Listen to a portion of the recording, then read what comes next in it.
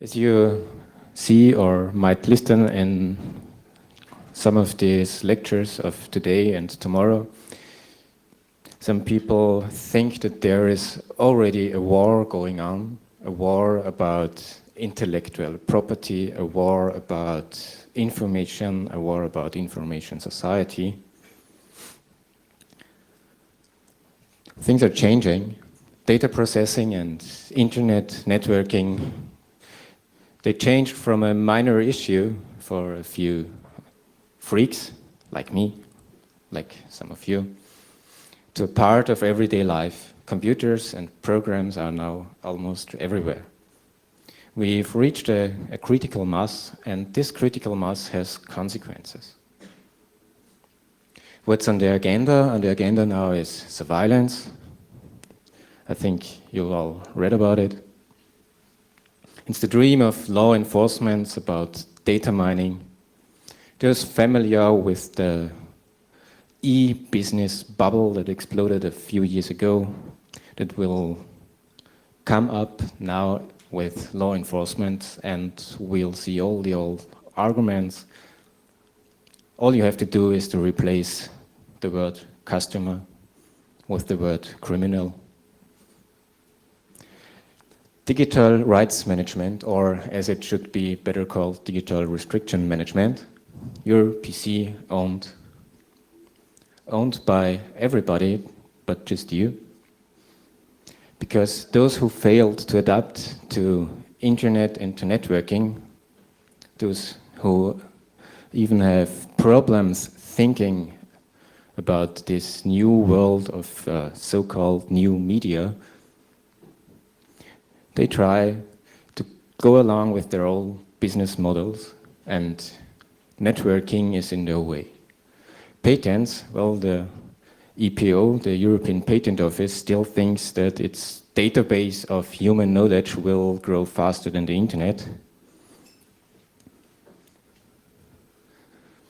It's information economy versus information society. In information economy, you are a good. You are a consumer, and what they are after is the money in your pocket. Too much progress is destabilization in that world. Too much progress means not being able to calculate, not having good business plans. So law must be applied so that development is slow and stable. And of course, those of you who are really creative must stay away from computers. Right now, while we are talking, someone is lobbying to steal what is already yours. Someone writes a proposal to terrorize users away from computers. Not only in France.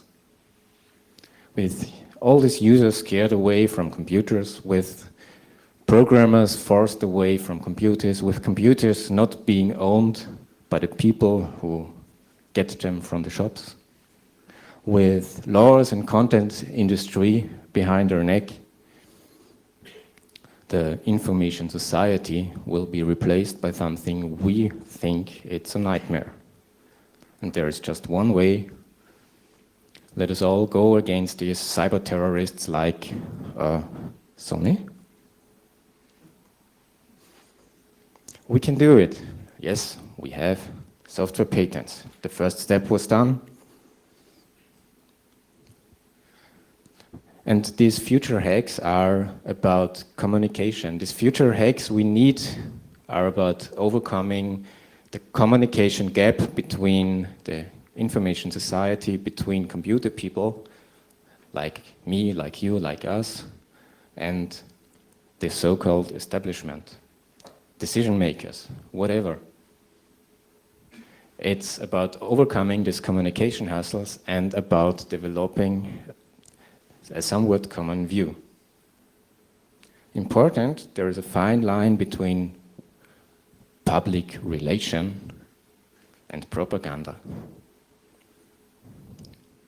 And a war for hearts and minds it's a little bit as speed seduction on speed. It's absolutely hopeless because it's not more than lying.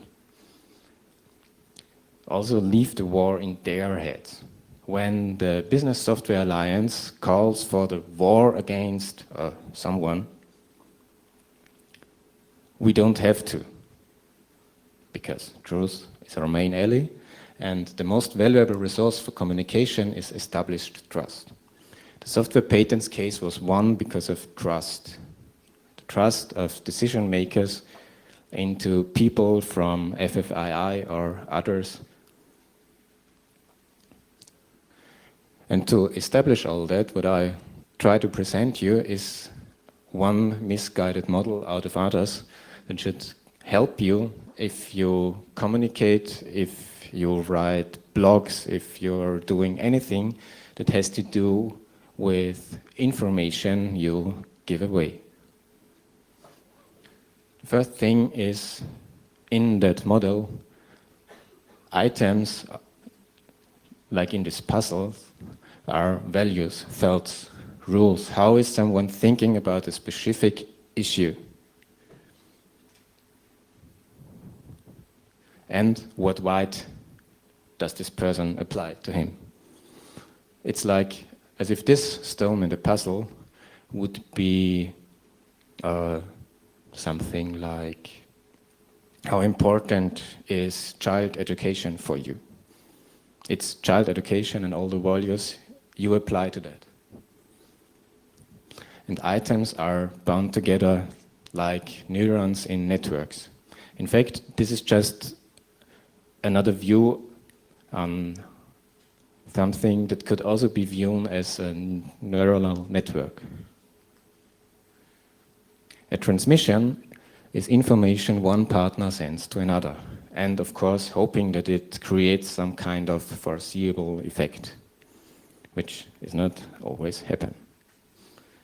Messages are parts of it, and it are requests to either present one of these items or change items. It's like asking someone, hey, what are you thinking about children education? What are you thinking about free software? What are you thinking about Microsoft?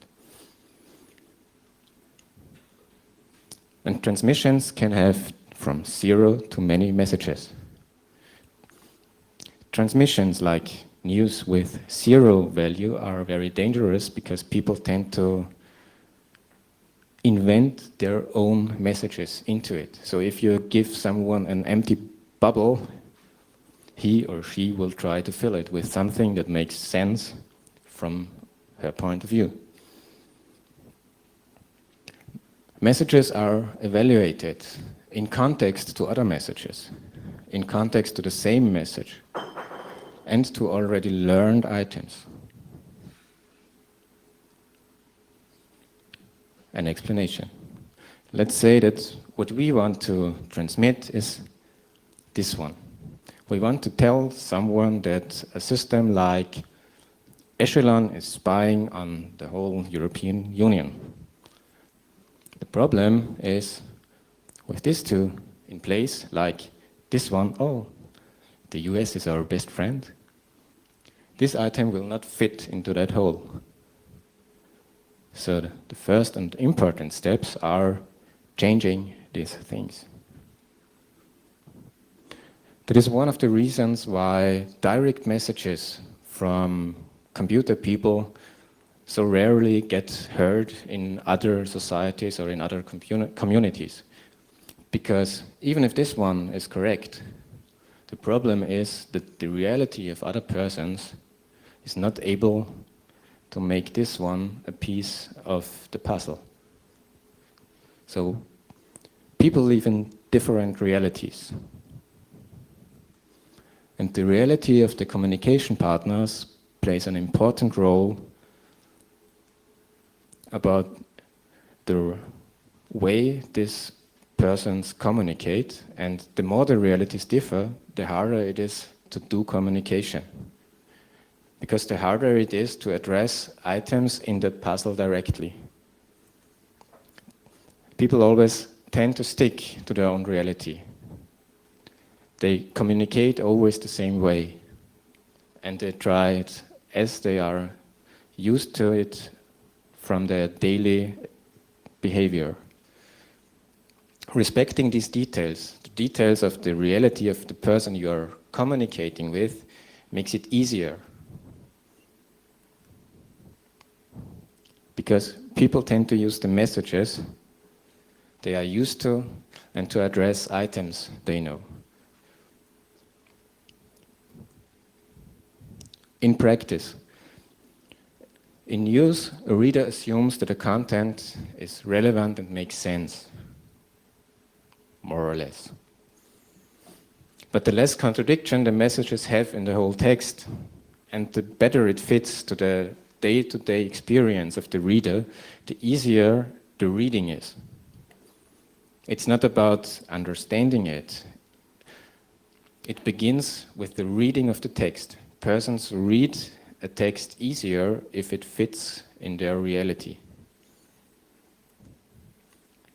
And the easier the text is read, the more worth a person applies to it.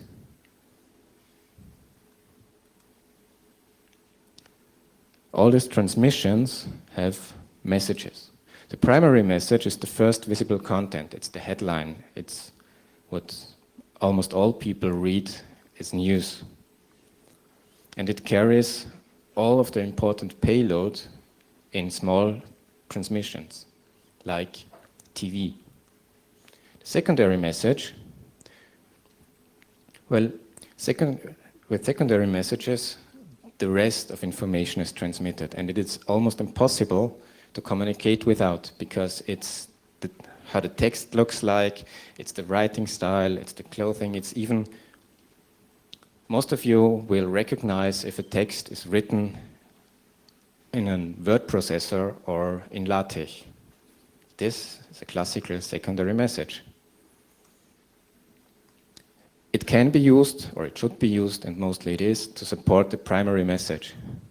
And in campaigns, when you group several transmissions in one group, then it makes sense to put the real payload in the secondary message and using easy primary messages. Why? Because sometimes you have to address other areas and you can stick what you really want to say in the secondary message.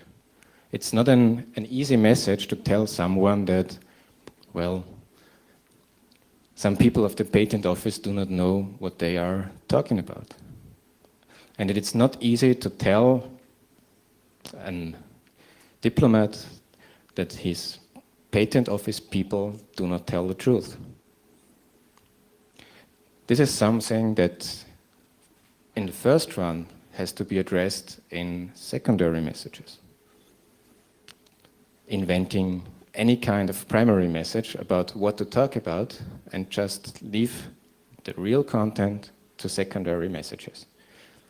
There's also something called subliminals. They are often used in marketing campaigns.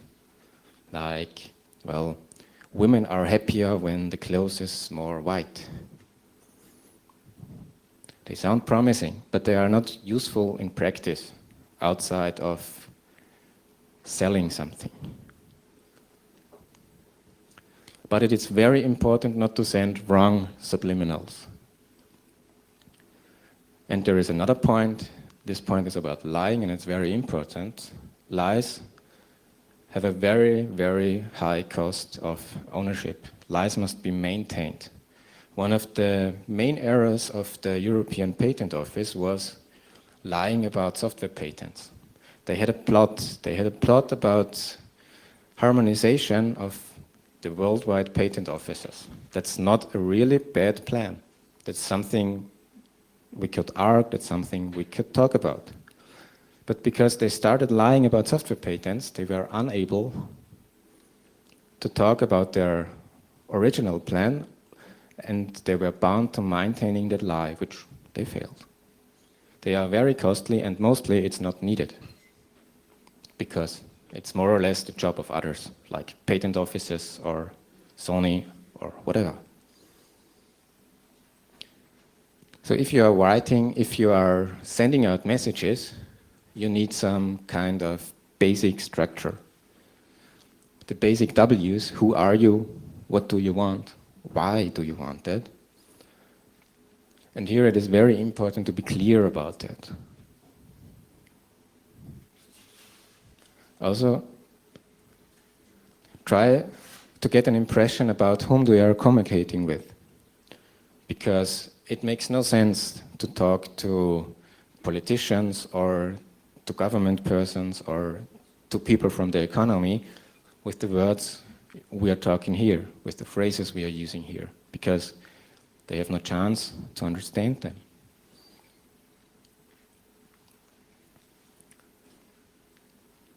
There is something called mantras. Mantras are basic checks. Mantras is something that allow you to check a text or a message or something you send out.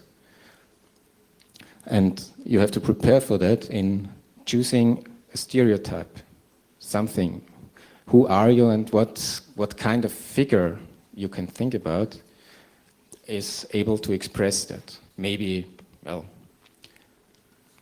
hero in shining armor, or being a poor person, always hit by the big government. Do you cry for help? Do you just making some announcements? What is your usual behavior? What is your viewpoint on a specific topic? Is the topic good? Is it bad? What's your mood with that? Are you angry, frightened? Are you more amused? Are you in that area? Do you have distance? This is about creating some kind of virtual person, some virtual identity that should reflect you or the organization you are writing for, because these properties should now merge into mantras, questions. Is this really the shining hero speaking? Is it really the behavior of that virtual entity? Is it really that viewpoint? Is it the mood? And every mantra is a simple set of questions, also for one transmission channel, which means if you communicate with different targets, or let's say partners, then you might have different moods, different behavior with that communication peers. But of course, you should not change your viewpoints. Not saying to one that data retention is very cool and that you like it, and on the other hand saying to other people that it is the baddest thing that you've heard of.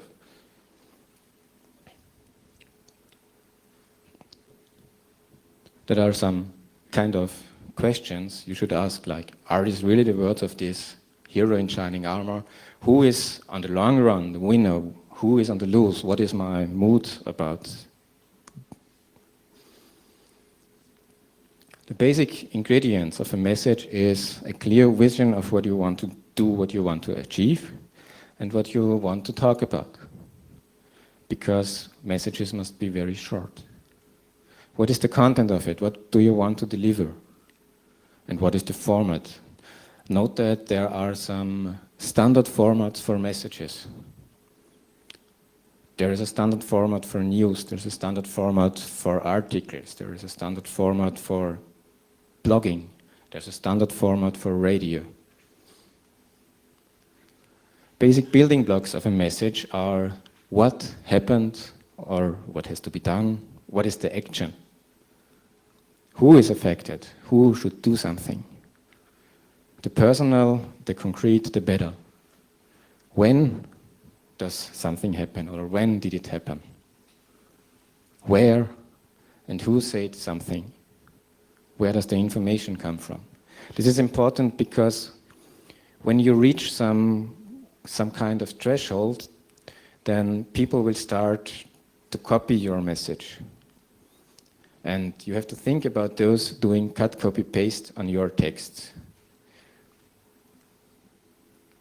A note on journalism here. Journalism tries normally to get out something that is personal, something that is addressed, and, if possible, something that is negative. Because many journalists think that negative stuff sells better. But negative messages are not useful to change something because people are used to it. We are used to negative messages because they happen every day. We turn up the news, we turn up the radio, and we get flooded with negative messages. The construction of a transmission, the construction of all that is, you need a lead. A lead is the headline. It's something, mostly it's just one line, sometimes few more. Put all what has to be said into that one line. The first chapter is important because, well, mostly 80–90% of people will not read further. So what you want to say has to be at the best point in the lead, in the headline, but you should be done in the first chapter. Other chapters are for details and for teasing future messages, like showing people that there is something coming, like reporting about a document that is written but not finished now. Things that keep people interested. If you think that there is too much information for such a simple format, then you have most probably just two options. First one is, if it's really too complicated, then write an article. Write an article and use the short news, the short format to do reporting about the article. This gives you another enhancement. While you can write a normal and standard article with a very good and balanced view, you can do a news article where you get personal. Who wrote it? Why did he did it? So you can send additional info or split it up into several messages, which on the long run gives you something that's called a campaign. If you have all this, then you'll end it with a text. The text is more or less raw, but then you should try to apply these mantras we've talked about. First, basic checks. Are they in the text? Who did it? What is done? Why? It is surprisingly how often even professional journalists lose some of that basic checks. Then mantra checking. Does the message comply to the chosen mantra? Does it fit into the chosen role in every sentence? Because the main problem, what we are talking here about, is establishing trust. When, as it is often the case, not one people, but a few are drafting such messages for a non-government organization or for any kind of community, then from the view of the outside, you lose some kind of stability, because from the outside it looks like, well, different people talking and not one organization. And for establishing trust in communication, one of the main important things is that your peer gets a very good view on what you are. But if different people writing different messages for the same organization, then there's always some slight change in that. Mostly in the view, or mostly in the way the message is expressed, in the mood. Sometimes the message is more angry, then it is more amused.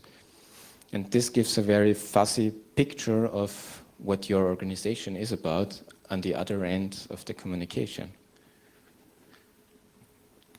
The mantras are for rechecking it. Is this the correct mute? Is this the virtual identity that is speaking here? Substitution is the next trick. It's some kind of hack. It's about exchanging your phrases with phrases you know from your communication peer. Because when a community like ours, which is very familiar with computers, talks to other communities, then one of us, either we or them, will feel unsure because we are talking about something one community does not know exactly about. If we want to deliver good messages that are useful on the other side, then it's more efficient to use their phrases and to use their words to address what we want to say to them. One easy thing is just doing substitution. Just think about what kind of sentences, what kind of phrases mean exactly the same in their reality. And of course, optimization. If you have something left to say, some space left, you can also try to stuff it into the messages. Okay, that's it for now. I'll hand the microphone over so that you can ask questions. Questions?